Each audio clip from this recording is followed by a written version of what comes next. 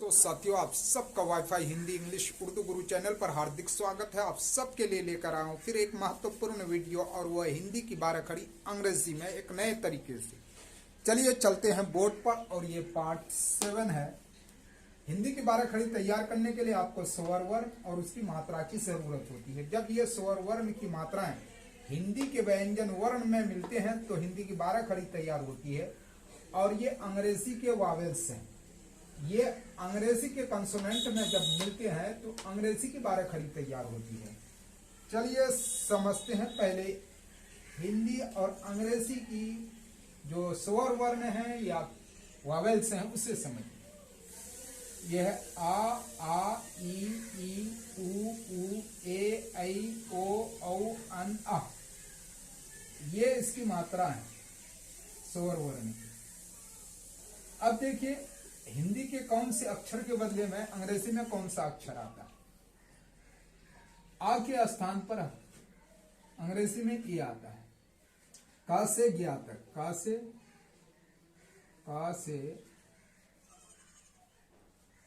ज्ञा तक, क्या का से ज्ञा तक। जब इनमें कोई मात्रा नहीं लगी होती तो इसके अंदर आ की ध्वनि होती है, और इसी आ के लिए अंग्रेजी में ए का प्रयोग होता है। इसका मान लीजिए आप कर लिखते हैं ना, कर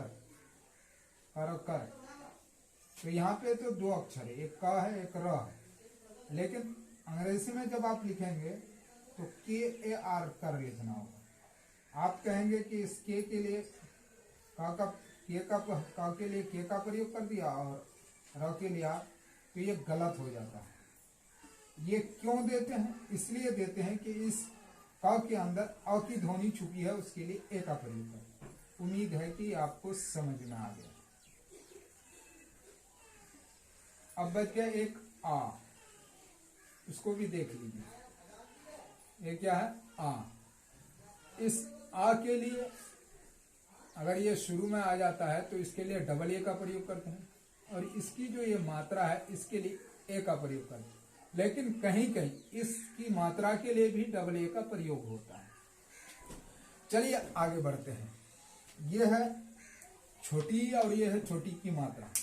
छोटी की मात्रा हो या छोटी ही हो, उसके लिए आई का प्रयोग होता है अंग्रेजी में। यह है बड़ी और यह बड़ी की मात्रा, दोनों के लिए अंग्रेजी में डबल ई का प्रयोग होता है। यह है छोटी हो और छोटी की मात्रा, दोनों के लिए अंग्रेजी यू का प्रयोग होता है। यह है बड़ी हो और यह बड़ी की मात्रा, दोनों के लिए अंग्रेजी में डबल ओ का प्रयोग होता है। यह है ए की मात्रा, दोनों के लिए अंग्रेजी में ई का प्रयोग होता है। यह आई और यह है ई की मात्रा, दोनों के लिए अंग्रेजी में ए आई का प्रयोग होता है। यह है ओ और यह है ओ की मात्रा, दोनों के लिए अंग्रेजी में ओ का प्रयोग होता है। यह है औ और यह है औ की मात्रा, अंग्रेजी में दोनों के लिए ए यू का प्रयोग होता है। ये ऊपर जो बिंदी देख रहे हैं इसे अनुस्वार कहते हैं। इसकी ध्वनि होती है अन या अम। अन। ये पीछे जो दो बिंदी देख रहे हैं इसे विसर्ग कहते हैं। यह हा की ध्वनि देता है, इसे पढ़ते हैं अ। तो चलिए आगे बढ़ते हैं। प्रैक्टिकली आप देख लीजिए, इसके अंदर कोई मात्रा नहीं लगाना। यहां से मात्रा उठाइए, स में लगा दीजिए, बन गया सा। क्या बना? सा। छोटी की मात्रा उठाइए और स में लगा दीजिए, बन गया सी। बड़ी की मात्रा उठाइए और लगा दीजिए तो बन गया सी। छोटी यू की मात्रा उठाइए और लगा दीजिए, स में बन गया सू। बड़ी यू की मात्रा उठाइए और लगा दीजिए, स में बन गया सू। ए की मात्रा उठाइए और लगा दीजिए, गया से। आई की मात्रा उठाइए और लगा दीजिए, बन गया सही। ओ की मात्रा उठाइए और लगा दीजिए, बन गया सो। औ की मात्रा उठाइए और लगा दीजिए, बन गया सौ। अनुसार की मात्रा ऊपर में लगा दी, बन गया सन। सन की मतलब सा। अब ये आपने तैयार कर ली हिंदी की 12 खड़ी। पढ़ लीजिए। सा साकर सा, सार सही सा दुर्गेसी, सार सोसु, सा दुर्गसु, साय से साय कर से, सावकार सो, सावकार सो, सानुसार सम, सा विसर्ग सा। अब अंग्रेजी में देख लीजिए, इसके अंदर अ की ध्वनि छुपी है। किसकी? आ की।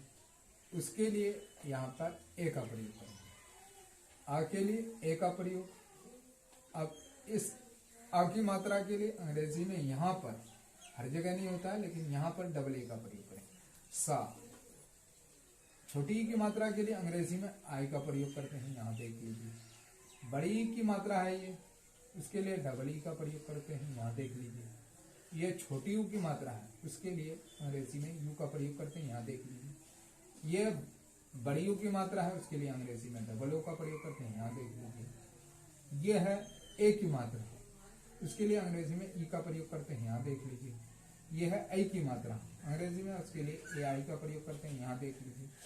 यह है ओ की मात्रा, अंग्रेजी में उसके लिए ओ का प्रयोग करते हैं। यह है औ की मात्रा, इसके लिए ए यू का प्रयोग करते हैं, यहाँ देख लीजिए। सन सा विसर्ग सा, पढ़ लीजिए। सा शा शी सु से सई सो सौ सन सा। चलिए अगले अक्षर पे चलते हैं। इसमें कोई मात्रा नहीं, इसको क्या करेंगे, आकार की मात्रा उठाइए और लगा दीजिए सा आकार सा। छोटी की मात्रा उठाइए और लगा दीजिए सार से इसी। बड़ी की मात्रा उठाइए और लगा दीजिए सा दुर्गे इसी। सा हर से छोटी यू की मात्रा उठाइए और लगा दीजिए। बड़ी यू की मात्रा उठाइए और लगा दीजिए यहाँ पर सु। सा में लगा दीजिए ए की मात्रा, बन गया से। ए की मात्रा लगा दीजिए, बन गया सही। ओ की मात्रा लगा दी, बन गया सो। औ की मात्रा लगा दीजिए, बन गया सौ। अनुस्वार की मात्रा ऊपर दे, बन गया सन। विसर्ग की मात्रा लगा दी, बन गया सन। अब देखिए इसके अंदर औ की ध्वनि छुपी है, किसकी, आ की। उसके लिए अंग्रेजी में ए। स के लिए अंग्रेजी में एस का प्रयोग होता है और इस स के लिए एस एच का प्रयोग होता है। आकार की मात्रा के लिए डबल ए का प्रयोग कर दीजिए। छोटी की मात्रा के लिए छोटी की मात्रा, उसके लिए आई का प्रयोग कर दीजिए। बड़ी की ये मात्रा है, उसके लिए डबल ई का प्रयोग कर दीजिए, यहाँ देख लीजिए। ये छोटी ऊ की मात्रा है, उसके लिए यू का प्रयोग कर दीजिए, यहाँ देख लीजिए। ये बड़ी यू की मात्रा के लिए अंग्रेजी में डबल ओ का प्रयोग करते हैं, यहाँ देख लीजिए। यह है ए की मात्रा, उसके लिए अंग्रेजी में ई का प्रयोग, यहाँ देख लीजिए। यह है आई की मात्रा, उसके लिए अंग्रेजी में ए आई का प्रयोग करते हैं, यहाँ देख लीजिए। यह है ओ की मात्रा, किसकी, ओ की, उसके लिए ओ का प्रयोग करते हैं, यहाँ देख लीजिए। यह है औ की मात्रा, उसके लिए अंग्रेजी में ए यू का प्रयोग करते हैं, यहाँ देख लीजिए। सानुस्वार सन, सा विसर्ग सा, पढ़ लीजिए।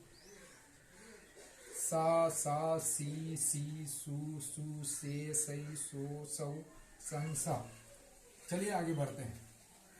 हाँ, क्या है, इसमें कोई मात्रा नहीं। आकार की मात्रा उठाइए, लगा दीजिए हा।